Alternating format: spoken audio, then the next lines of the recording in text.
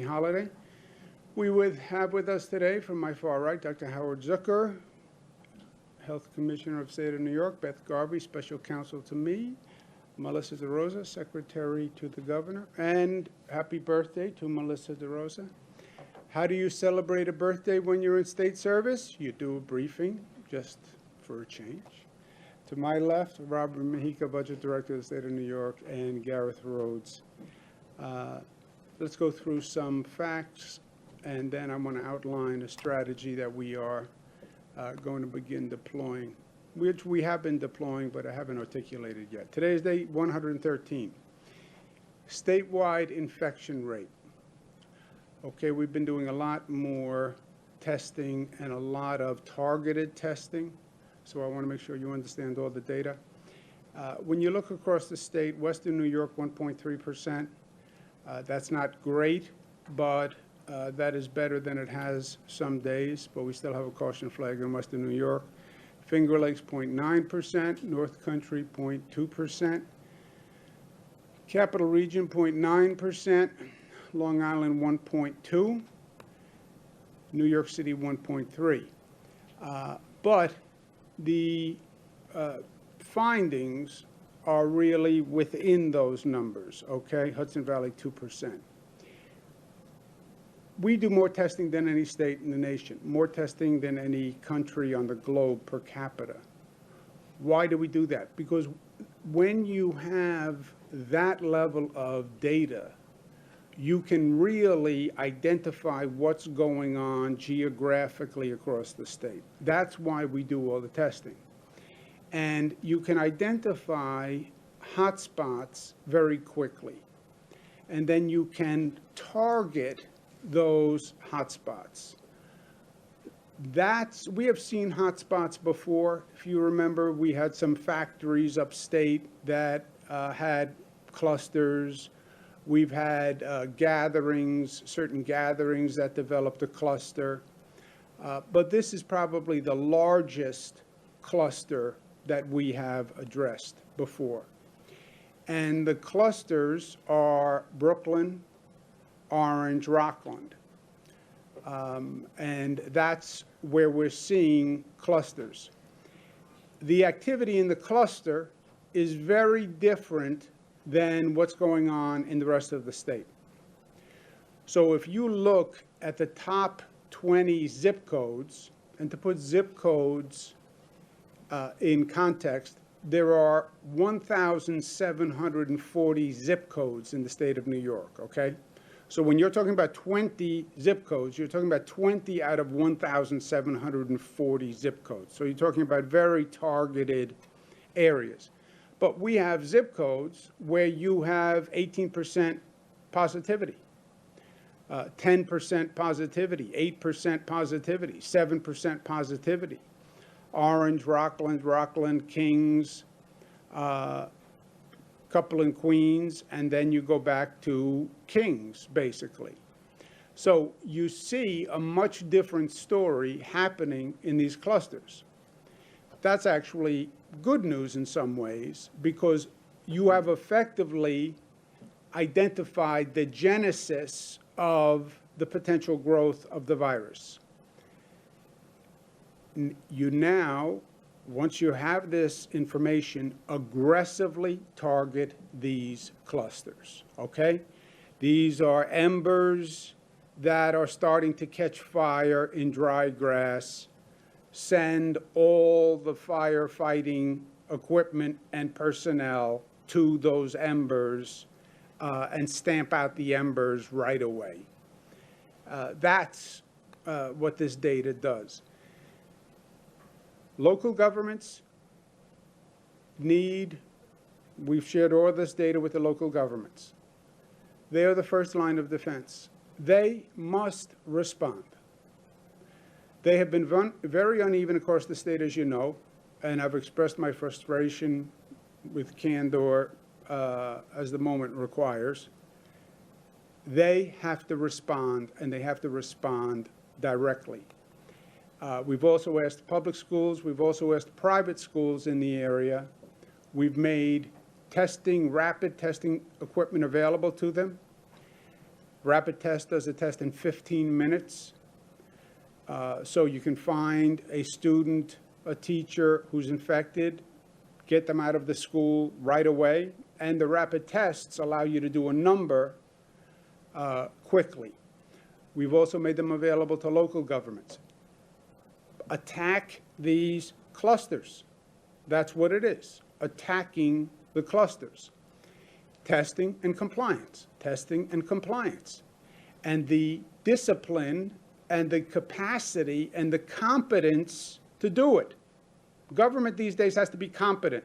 This is not about rhetoric and giving speeches and slogans. Do your job. You have a job. Do it. Competent government must do compliance and enforcement. Why? A cluster today can be community spread tomorrow. A cluster today can be community spread tomorrow. I don't know who first said that, but if nobody claims authorship, I'm going to claim it. Cluster today is community spread tomorrow. They have to do their job today. I'm going to be meeting with religious leaders of the Orthodox community and local officials. If you look at those clusters and you look at those zip codes, you will see there's an overlap with large Orthodox Jewish communities, and that is a fact. So I will be directly meeting with them to talk about it. This is a concern for their community, public health concern for their community. It's also a public health concern for surrounding communities. And I've said from day one, these public health rules apply to every religion. Atheists, it just applies to every citizen of the state of New York, period. I happen to be Roman Catholic. I had to cancel the St. Patrick's Day parade, which in many ways is a holiday that's near and dear to the heart of many Catholics. It's public health comes first. So I'll be meeting with the leaders of the Orthodox community and the local officials in those areas to make sure we're all on the same page. But compliance and enforcement is key. I can't say it any more bluntly than that. Mask wearing is a state law. It's a law. It's not, it would be nice if you could. I really think you should. Every health official says it's a good idea. It's a sign of respect.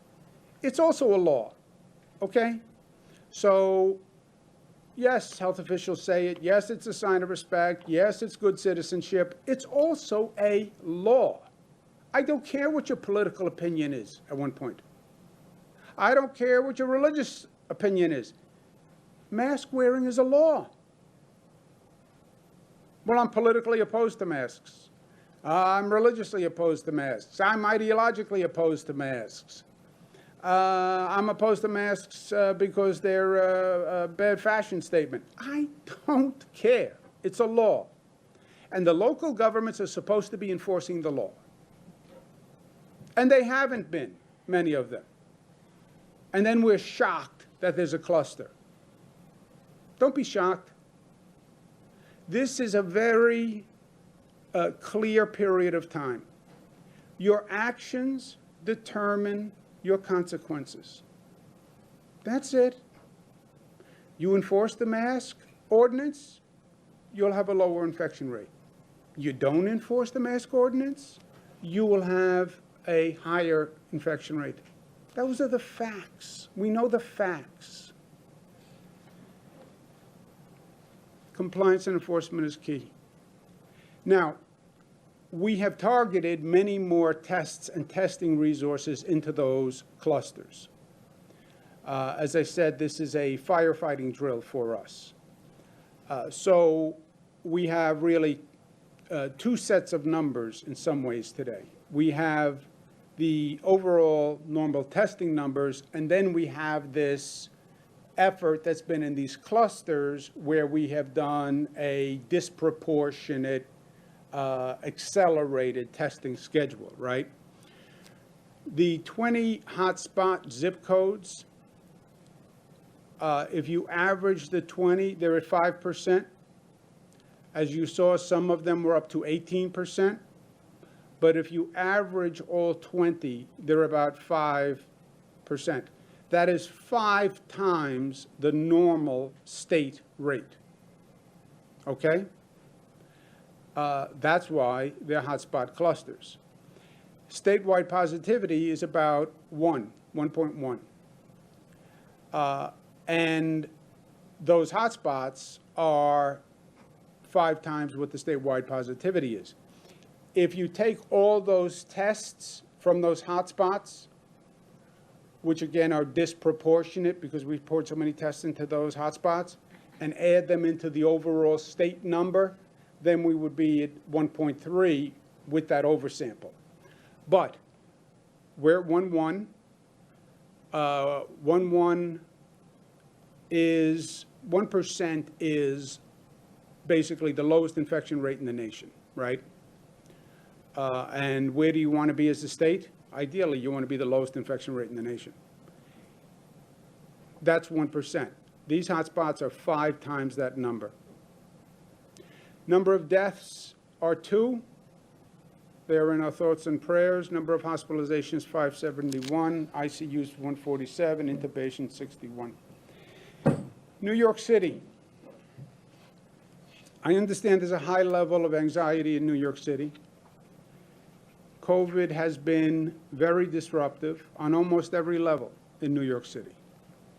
It has been disruptive to how people work, how people live, how people travel. Question of children going back to school. Yes, they are. No, they're not. Yes, they are. People trying to make plans. The level of disruption has been extraordinary. That's not a New York City phenomenon alone. That's all across the state. That's all across the nation. That's all across the world, right? Disruption is in and of itself a force to be acknowledged and recognized. You're going to have a lot of PTSD from this period in time. We're already seeing substance abuse up, mental health issues up. This was a traumatic period. Don't underestimate it. And you're going to see the consequences of that trauma for months, if not years, in many different ways.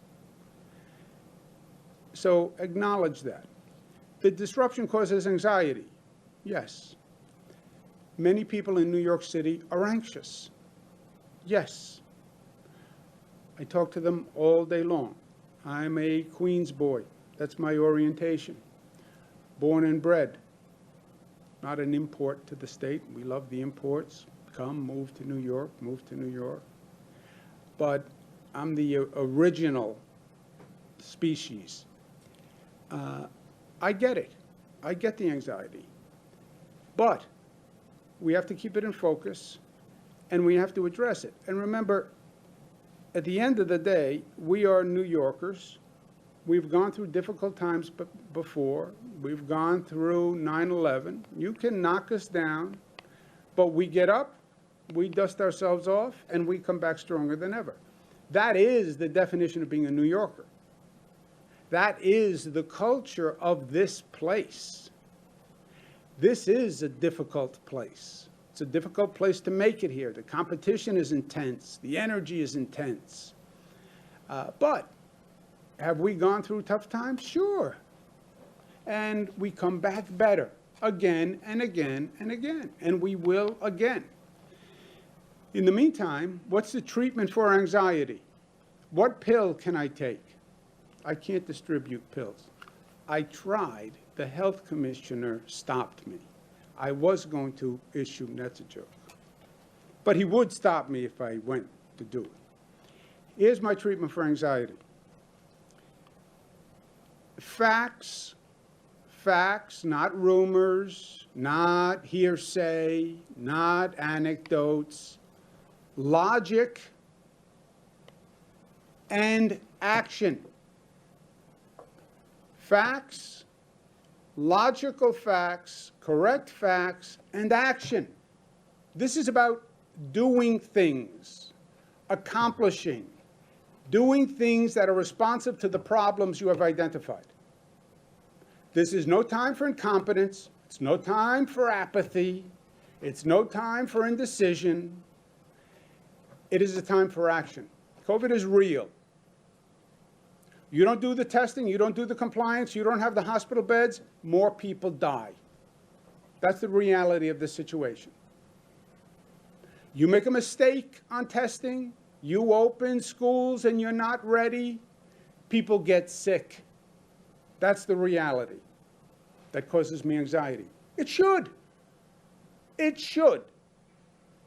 Constructive anxiety, not negative anxiety, but the anxiety is the body's way of saying there's possible danger.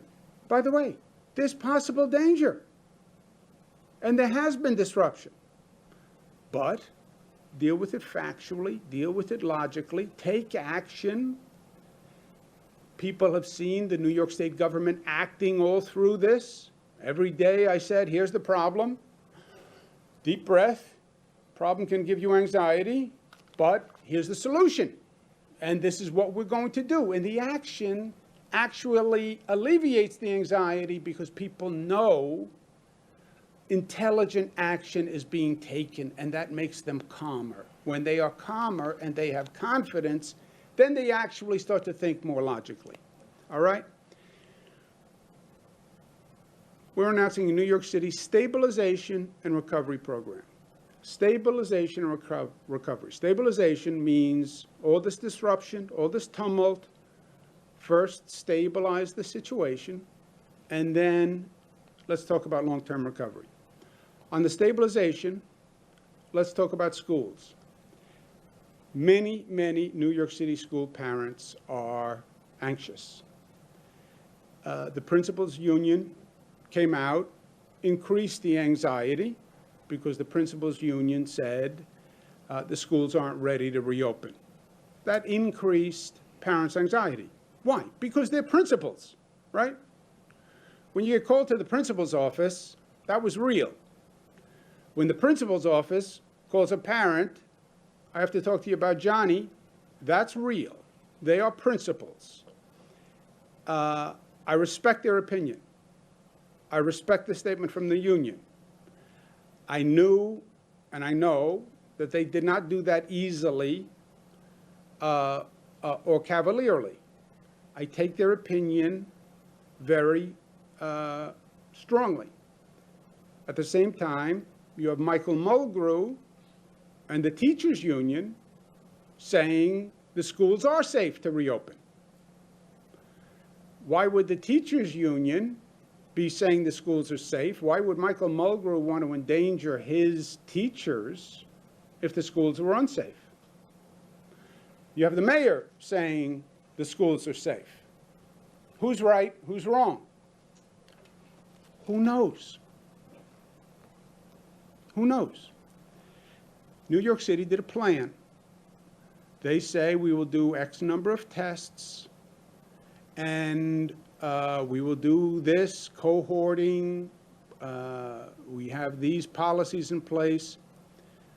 We will know tomorrow by the data. The schools must report to the state the data. They're doing testing. The numbers will tell you the facts. And once you have the facts, you can operate logically. If the schools are not safe, I'm not going to allow them to operate. Period. Period. For me, the equation is very simple. Would I send my child to that school tomorrow knowing the facts I know? That's my decision point. We'll get the facts, and we will know. And we'll operate logically. And I say to every parent in the city of New York, if those schools are not safe, I will not allow them to operate. Period. How do we justify the principals' union versus the teachers' union versus the mayor? We get the facts. We get the facts. Everybody has a theory. Nobody's been here before. This has never been done before. Who's right, who's wrong, who knows? You'll know when you have the facts. The state can close down any school in the state of New York. That gentleman right there with the very attractive blue tie signs a letter, closes down any state in the school in the state. New York City, Buffalo, Long Island. You have my word as a parent, as a citizen, as your representative. If a school is not safe, I will not allow it to operate. Take a deep breath, and we're going to have the facts. They'll either report the testing data, or by the way, they won't report the testing data. And if they don't report the testing data, it means they already violated their own plan, that they were supposed to be taking tests, right? So if you don't get data, that's the answer. They can't get the data. But we also all agree, if you can operate the school safely, we want children back in school. That's the best by every expert. If you can operate safely, you want the students back in school. The question is, can you operate safely? We will know by the facts, okay? That's schools. Crime. New Yorkers are very concerned about crime. Why? They should be. That's a fact. It's not illogical. They should be. Shootings with victims are up over 100%. That's why New Yorkers are concerned about crime. The percent of shooting victims, 86% black and brown. 86% black and brown. That's why Bronx, Queens, Brooklyn, Staten Island, that's why they're concerned. The crime problem in New York City is real. I don't believe in denial as a life option. If you deny a problem, you will never solve it. You deny a substance abuse problem, you'll never solve it. You deny an addiction, you'll never solve it. Government is the same way. First instinct is to deny. Oh, you're wrong. There is no crime problem. Yeah, New Yorkers are not wrong. There's a crime problem. Okay, then we have to address it. This is not a New York City phenomenon either. The tension post-George Floyd's murder between police and the community has never been higher. It's all across the nation. Everybody knows that. But it has to be resolved. And it's not going to resolve itself on its own. The police have a position. The community has a position. You see these repeated flare-ups. Another video, another video, another video. Cop versus protester, protester versus cop. It's over and over and over the same thing. Well, I think it's going to get better. It's going to change when the weather changes. It's going to be gone by Easter. Oh, it's nothing different than it's always been. Sound familiar? That was Trump on COVID. Denial. Denial doesn't work. Didn't work with COVID, it's not going to work with crime. It's a real issue. And it's also an opportunity. Redesign your public safety function. Why is the answer to every 911 call a person with a gun? Why? Why is the only answer to a 911 call an arrest? How about if it's a substance abuse issue? How about if it's a mental health issue? Why is your response from a public safety point of view always a gun? You know the expression, when the only tool you have is a hammer, everything looks like a nail. When all you have is a gun and a badge and the ability to arrest, that's your only solution to that issue. a more multifaceted public safety function that has mental health response, a substance abuse response, a domestic violence response, and then for violent crime where someone's life is at risk, yes, a person with a gun and a badge who's equipped to arrest. That has to be redesigned. New York City has 35,000 people, $10 billion budget doing public safety. What's the best way to spend $10 billion? Of the 35,000 people, how many should be mental health people? How many should be substance abuse people? Good questions. They have to be answered. Who's going to answer them? We say in the state, each community has to answer them because they're going to be a little different. New York City is different than Buffalo, is different than the Adirondacks, is different than Suffolk County. You design the approach that works for you. Local governments have that collaborative, put people in the room, public safety experts, mental health experts, community representatives, and redesign your public safety plan. It can be fun. It can be exciting, right? Nothing is static in life. We're redesigning our education system now. Remote learning. Who ever heard of remote learning a few months ago? We're redesigning education. We're redesigning medicine. Telemedicine. Who ever heard of telemedicine? We're redesigning medicine. We have to redesign our public safety function. That's good news. But paralysis in this dysfunctional situation is bad news. People are dying. That's a fact. It has to be resolved. Politically, it's a quagmire for a local politician to step into. Why? Because it's controversial. You know what politicians like to do? Avoid controversy. That's what politicians like to do. I'm a little exceptional that way. I'm wired a little differently. To get the local officials to do it, I said, let's do this. If you don't have a redesigned public safety, I spoke to Speaker Pelosi yesterday. She is talking to the White House about coming up with a relief package. Or in November, Donald Trump could lose. Joe Biden could win. Joe Biden will do a state and local relief package. Or the Senate could become Democratic.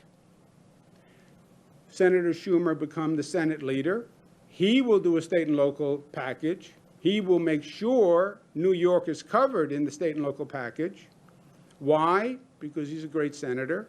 Why else? Because he's a New York senator and he has to come home to run. So those are very real possibilities. Either Congress passes, or Joe Biden wins, or the Senate goes Democratic. In any of those cases, it's a federal problem. Worst case scenario, from New York's point of view, Donald Trump wins and the Senate stays Republican.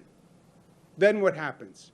Yes, then they try to kill us, which is what they've been doing from day one. And then we have all bad options. To close a $50 billion deficit, which would be an historic deficit, you would have to do all of the above. You'd have to raise taxes, raise income taxes, number one. You'd have to cut the budget and cut expenses, and you would have to borrow. You'd have to do all three. None of them positive for the economy. It would only be a question of how much damage you do for how long. But you can't close, it becomes math. You can't close $50 billion without tax increases, millionaires tax, billionaires tax, wealth tax, cutting expenses dramatically, and borrowing. If we did that, you're looking at a bad spell for New York City and New York State, and I'm not going there. We'd have to do a financial control board for any locality that borrows. I would never sign a bill that allows borrowing for a locality in this environment without a financial control board. All the financial decisions couldn't be political, which is the political process now makes these budget decisions, right? I'm going to give this much to this union, but I'm going to lay off this union, right? Those are political decisions.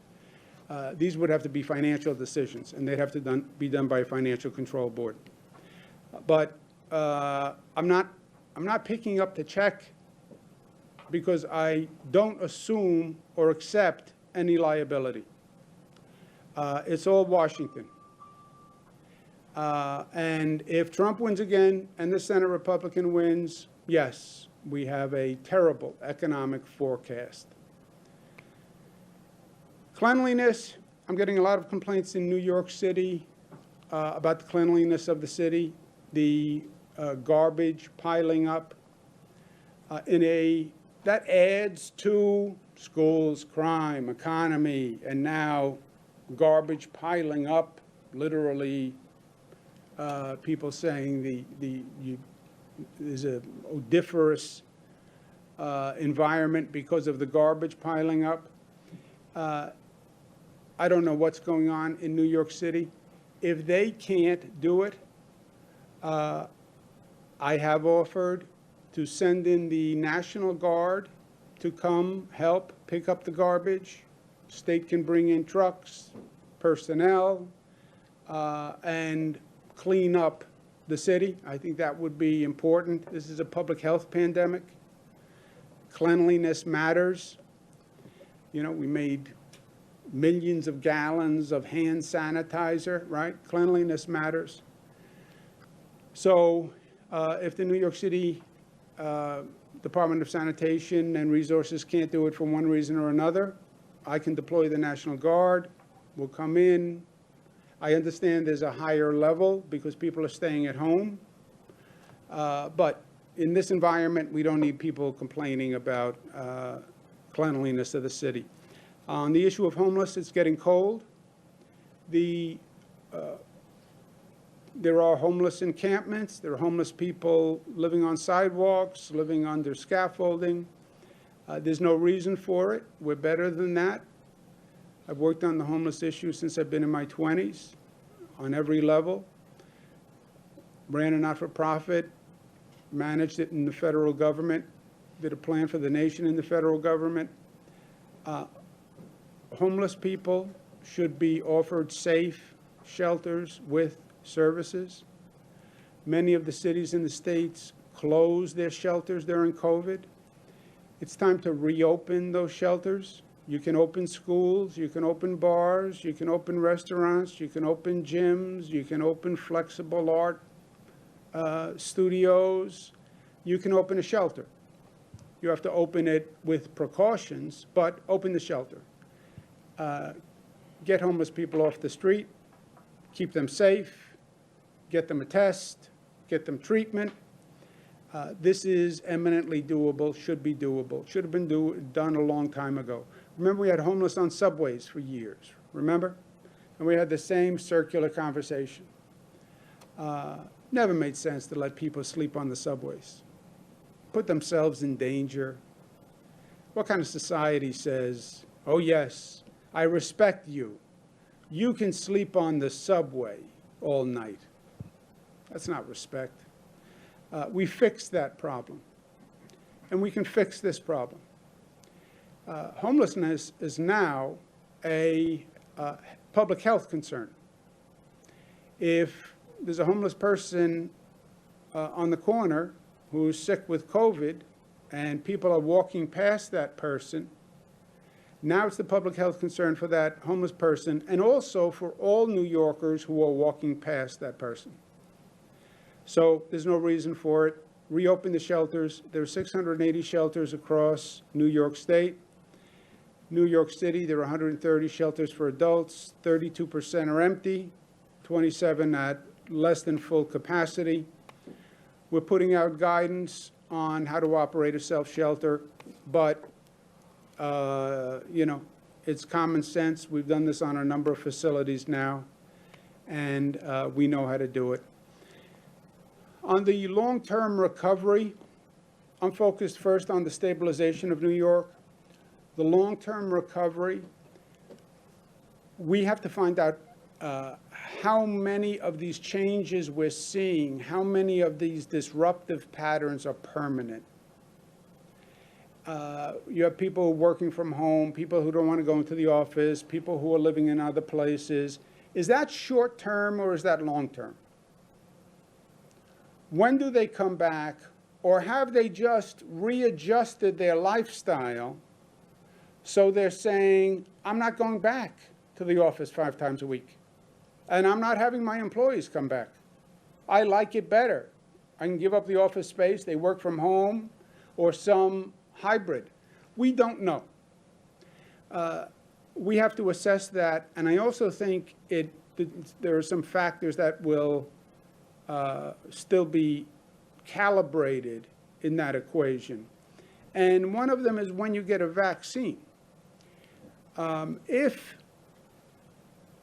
a vaccine is safe and ready by the end of this year, that's one situation. If it's ready by the end of the beginning of next year, but if you start to say spring, summer, and I mean the full vaccine, you have to have it, it has to be safe, and you have to administer it to 19 million people. How do you do that, and how long does it take you to do that? And that safe question is already complicated because there's a sense among the American people that the vaccine process has been politicized. Why? Because the vaccine process has been politicized. Because the president says he calls the FDA and thinks the FDA is being political on their approval process. President accuses FDA of being political. You wonder why the American people don't trust the vaccine. Because the president said the FDA is political. Now what happens? The FDA approves it. Well, the president says it was political. The president overrides the FDA. Well, then for sure it's political, because I never saw a doctor's certificate hanging on the wall when I went to visit President Trump. Rob came with me. Did you ever see a doctor's certificate in the Oval Office for President? No. No. So he's not a doctor. So people have to feel that it's safe. We want to make sure we can tell New Yorkers it's safe, and then we want to have a distribution plan. And we're putting together our own group to determine, once the FDA says it's safe, we'll have a New York group of doctors and some of the best doctors around the world who will review what FDA did. So I'll be able to say to New Yorkers, it is safe. At this rate, you could have a vaccine, they have polls that say half the American people wouldn't take the vaccine right now because they don't believe it's safe. I want to be able to say to New Yorkers, it is safe, take it, and I want to have the best distribution because ideally we want to be the first COVID-safe state in the nation. What's our goal? New York is the best, highest goal, first state to immunize, vaccinate everybody. That's our goal. Well, you set the bar high. Yeah, it's New York. We set the bar as high as you can.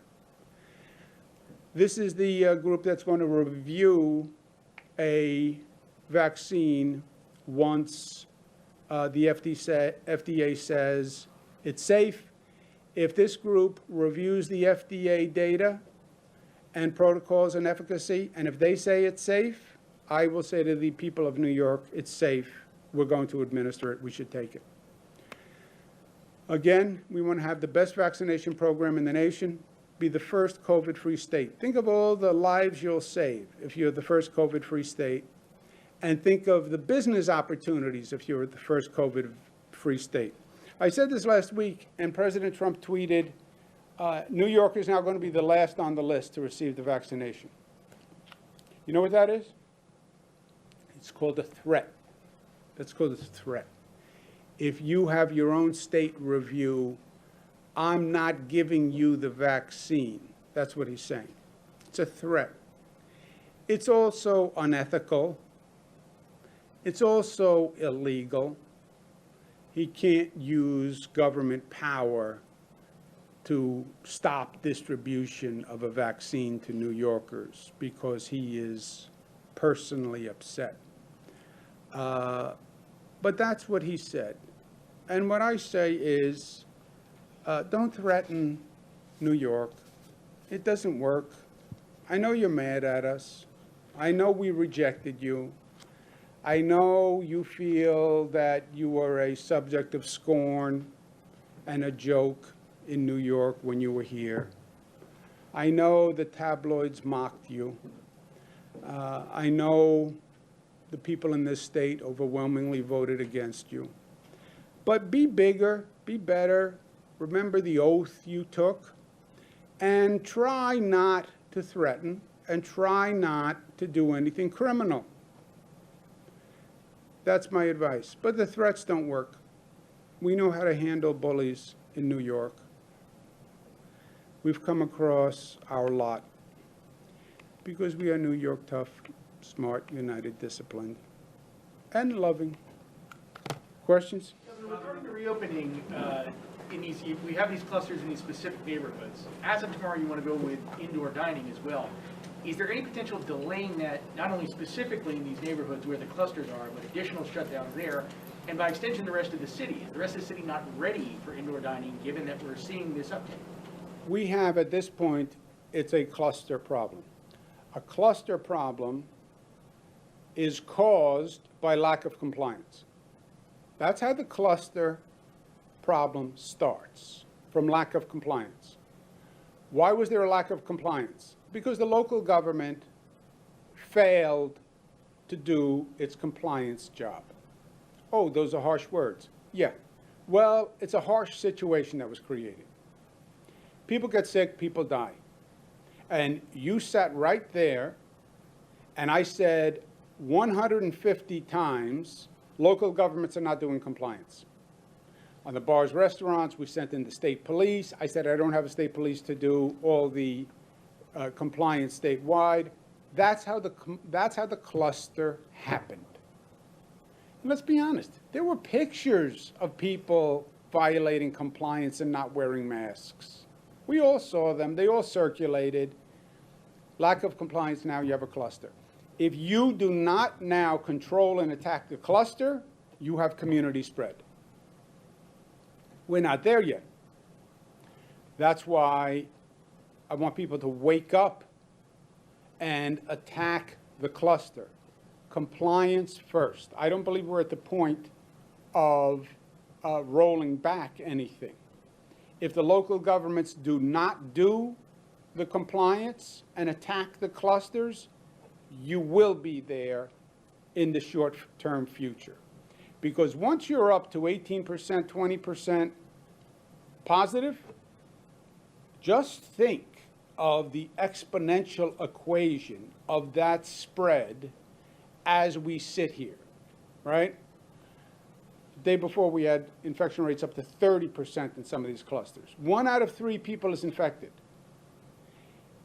All those infected people are out there meeting and talking and going to schools and going to temples and going to churches.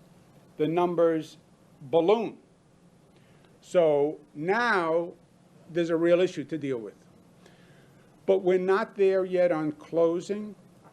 This could be held to clusters if the local governments respond, and respond in a way they haven't done up until now, right? What they have done has not worked, and that's why there's a cluster. And look, I get in some areas there's religious sensitivity. Let's be honest. I get it. But I have no problem, and I've said from day one, I love and respect the Jewish community, the Orthodox community, the Catholic community, the Muslim community. These laws apply to everyone. And these laws are going to be enforced against everyone. Because I love you.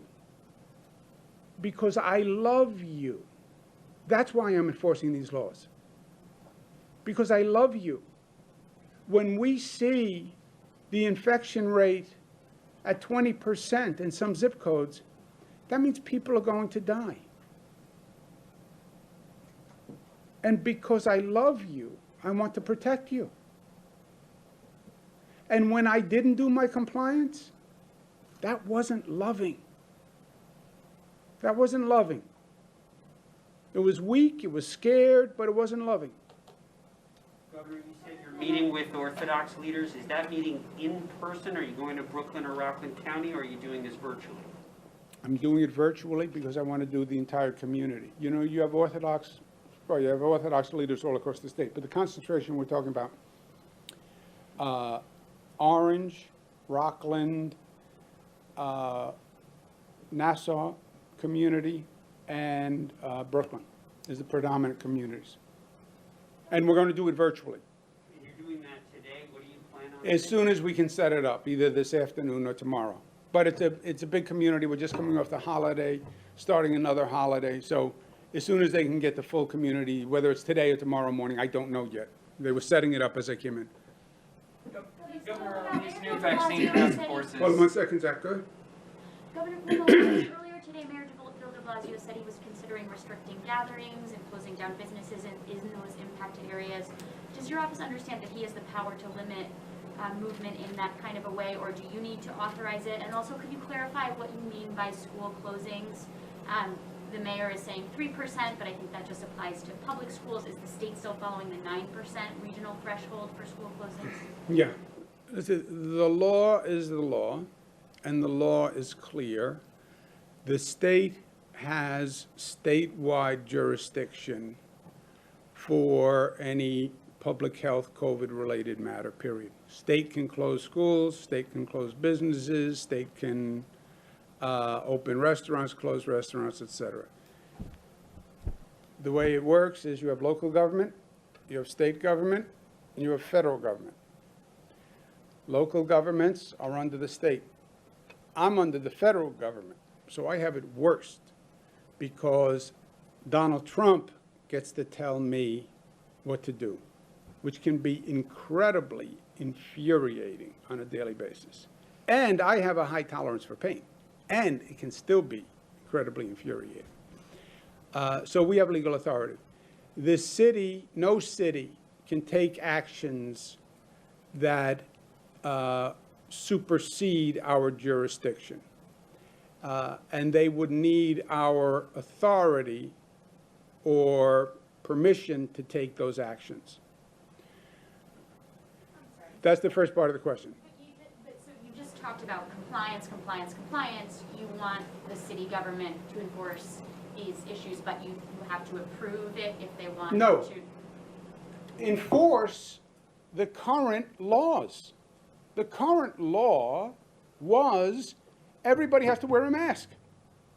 Why didn't you enforce the current mask law? Why didn't you enforce it? By the way, why don't the NYPD wear masks? What signal does that send? Wearing a mask is the law. But the police officer who's supposed to enforce the law doesn't wear a mask. So just to clarify, Blasio needs your permission to close down businesses or large gatherings in particular areas within New York City? Yes, but compliance was enforcing the existing laws. Everybody was supposed to wear a mask. There was only outdoor dining.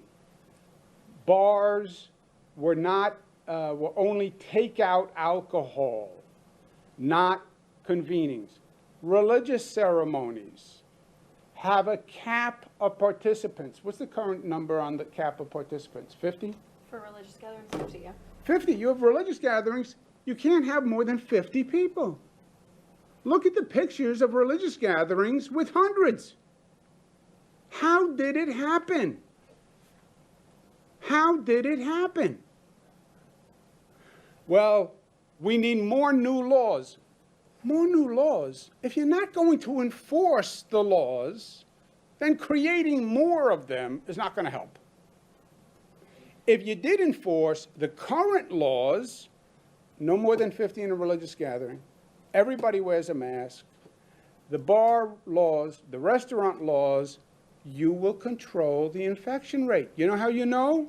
Because it's controlled all across the state. What happened in these clusters? There wasn't compliance. And the city didn't enforce it. And Orange County didn't enforce it. And Rockland County didn't enforce it. And in those communities in Nassau, Nassau didn't enforce it. And just on the schools issue then, Mayor Bill de Blasio says at 3%, he's going to close schools if that's the citywide average. Is the state still under the 9% threshold, and would that impact private schools in the city? Can you clarify that? Yeah, I'm sorry, the religious rule is 50% or what? Of the capacity. With no cap? There's no cap on the religious gatherings per a court case, but we are appealing that. That was the Sue's case. We had said a third, and then the courts overruled us and put it at 50%, and we're in the midst of an appeal on that. It's 50% capacity of the given. On the schools, we have benchmarks. But on the schools, it's the overall totality of the circumstances. So, for example, the New York City schools were opened on the premise that they were going to do a certain number of tests, random tests for pupils, random tests for students. First question is going to be, are they taking those tests? Did that happen? Were they able to administer them? If that doesn't happen, then the plan is aborted then, in my opinion, right? You don't get to an infection rate because they didn't do the tests. So you can't have a bona fide infection rate number if they didn't do the tests in the first place, right? If they do the tests, then you want to look at the numbers of the tests. Are there clusters? Is there something in the data? And then if there's not, and it's just uniform across the board, and you're dealing with a community spread that might infect the school, then we have a benchmark of 5%. The city has recommended an even tighter number of 3%, but the legal number is 5%. But depending on the circumstances, we could close them at 1%, 2%, 3%, 4%, 5%, 6%. You know, you want to look at the totality of the circumstance. First question is going to be, are they taking the tests? You know, you guys assume the infection rate. The infection rate is only relevant if you actually took the tests and they were statistically significant, right? If I take 5 tests and I tell you the infection rate is X, or if I have tests in just some schools but not other schools, just teachers but not students. So the first question is the testing protocol right? You want to add something to that, Dr. Zucker? Is that right with the 5%? Zach? I'm sorry, there isn't. No, it's the totality of circumstances. We set 5% as a benchmark. If you hit 5%, there's a problem, a real problem. But you can have a problem below that. You look at the totality of the circumstances. For example, these clusters we're talking about now, many of them are below 5%. No, Zach had a question, then you. Governor, this new vaccine task force is tasked quite literally with evaluating the safety of a future vaccine. One expert I talked to from Columbia University noted that the other task force charged with overseeing the distribution notably lacks public health experts, especially those familiar with issues affecting communities of color and a lack of trust in the healthcare system and maybe reluctance to get a vaccine. What do you say in response, and why is there one task force with all these experts, some of whom are people of color, determining the safety, which does include some issues affecting these communities, while another one has is almost entirely just white people who are state officials or industry leaders? Yeah, there are two steps, right? The first is the vaccine safe? And that's more of a pure science function. They'll review the FDA protocol, what was done, what was not done, was it done properly. They won't really be in a position to do new research, but they can review what was done. The second is the distribution implementation. How do you do 19 million vaccines? How do you do it fairly? How do you do it safely? That is still information, that committee. because that's a very complicated task, and it has a number of levels. We're starting to talk about it. There are social justice concerns, there are racial justice concerns. There's going to have to be an extraordinary public education campaign, because a lot of people, you're just not going to talk through the anxiety about the vaccine. You also have, it's going to be a real discussion on the prioritization. A lot of people are going to say it should be nursing homes and essential workers first. Some people are going to argue essential workers before nursing homes because they're being exposed. So that committee, which is the second committee after the first committee acts, we're still going through the issues, and that committee is in formation because there are more issues that are coming up, and I want to make sure we have a committee that discusses all the relevant issues. There are geographic issues, regional distribution issues, so that committee is still in formation. Why not have an expert on such matters? You know, this Columbia epidemiologist, she noted that it's not so much about who's on the committee, it's on who's not. I don't even think there is an epidemiologist on this distribution committee, and again, there's not really anybody whose background suggests a familiarity with some of these issues with vaccine skepticism and skepticism over the healthcare system more generally in communities of color. Yeah, that's why I said it's in formation, because we're still talking through what issues could come up. And that's why I said the committee's in formation, meaning as we identify new issues, we're going to add people who can speak to those issues. To the committee as members. It's just information. That was the initial cut of the committee, but we're identifying additional issues. Essential workers want to have a voice on that committee. Nursing home advocates want to have a voice on that committee. There's this regional distribution. You have a lot of people upstate who want a voice on that committee. You have poverty people who want a voice on that committee, who believe it's going to be loaded towards the rich and the powerful who have access. So it's a very complicated discussion, and I want to make sure everybody has a voice. And just lastly, are these task force meeting now? Are there any deadlines, or will they only meet once and if a vaccine is approved by the federal government? They haven't met yet. Our conversations have been internal yet. You wouldn't convene the meeting on distribution until you believe we're actually on a track to have one. And, you know, part of the reasons why people don't trust this is president says it was going to be ready by November, right? Then it was going to be ready by December. Then Dr. Fauci says maybe late spring. CDC says maybe mid next year. So you need a finite date that says this is going to happen. I don't want to spend a lot of time coming up with a distribution plan if we have nothing to distribute. One more, I'm sorry, sir. Go ahead. I wanted to ask about absentee ballots in Brooklyn. There's been some concern. People are getting other neighbors' absentee ballots, some people around the corner. So I wanted to see what your thoughts were on the absentee ballot process in New York City right now. It seems to be running into problems very early already. Okay.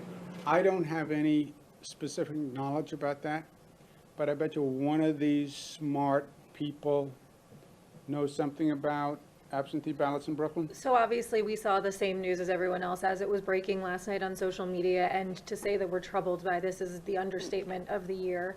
It looks like it's confined to about 100,000 people in Brooklyn. As they said, there could be some spillover in other zip codes, but we know of the 100,000 that are in Brooklyn. And what it looks like happened is two issues. One, they sent the military absentee ballots, and it said military absentee. There should have been a slash in between those two, so people knew that they're both military and absentee, not military absentee. And then the second issue was that with their printer, who I believe is based in Rochester, they mismatched the application and the envelope. So there are people who were getting the correct application, but not the, I'm sorry, the correct ballot, but not the correct envelope. And so we've obviously called the Board of Elections, the State Board of Elections, and we've told them they've got to figure out how to deal with this right away. They're an independent entity. They're not an extension of our office, but that doesn't mean that we're not going to do everything we can to try to rectify this issue. So what they've said is they're trying to look at ways to send those people who got those ballots new envelopes, so that you're not in a situation where you're sending additional ballots, but you're sending the person the correct envelope. So they're in the process right now of trying to identify everybody who was impacted so that they can deal with it. But it's unacceptable, and it's something that they've got to take charge of right away. And this begs almost a larger question. There have been calls to reform the New York City Board of Elections.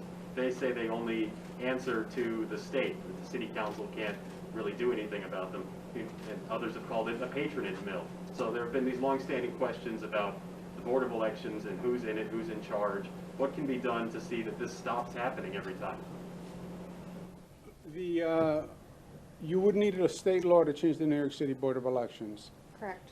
If they let the New York City Council pass a law, which they do all the time, that reforms the New York City Board of Elections, and then ask the state to pass it. You know, it's very common that the New York City Council will pass a law that requires state approval, but pass the law and then give us the law. We can't pass your law if we don't have it, right? So tell them pass the law and then give it to the state. Then they can say the state refused to pass the law. But we need a law before they can say that. I don't want to penalize politeness. Why don't you take the last question? So you spoke about quality of life issues in New York City. We're facing a terrible problem of people openly injecting drugs on city streets. What do you know about this, and what, if anything, can you do to address this? Yeah, I don't know anything specific about it, but I think it's these constellation of issues, and that's what I'm trying to say in the New York City Stabilization and Recovery Program. Long-term recovery is going to be a different issue. We have to figure out what's actually going on, but we need to stabilize the city now. And there is a lot of anxiety. It's more than quality of life. It's crime, homelessness, the economy, the cleanliness, picking up garbage. You put all those things together, and it's frightening people. I can tell you that. And I want them to know we are addressing them. We understand what's going on with crime. It's not a New York City problem, but it has to be resolved. Not New York City uniquely. It's a nationwide problem. Homelessness, they have to be off the streets, like they should have never been in the subways. Reopen the shelters. Well, COVID. If you can reopen a school, you can open a shelter, right? The police have to do their job. And they have to arrest people who deserve to be arrested. If somebody is openly injecting drugs on a city street, they should be arrested. I mean, so I think we have to attack the whole constellation, because there's a negative synergy that's now going on. It's this feeling of the city being degraded. As I said, I am not an import. I grew up here. I have seen the city go through cycles. Most of the younger guys, you've only seen an upcycle. You don't remember what the city was like because you weren't born, some of you, in the 60s when it was really bad, and the 70s. So I've seen the city go up, I've seen the city go down, and it's a question of leadership and effectiveness, and we're going to make sure New York City comes back stronger than ever. But we have to stop the denial, and we have to acknowledge the problem, because that's always the first step. Acknowledge the problem. We have a problem.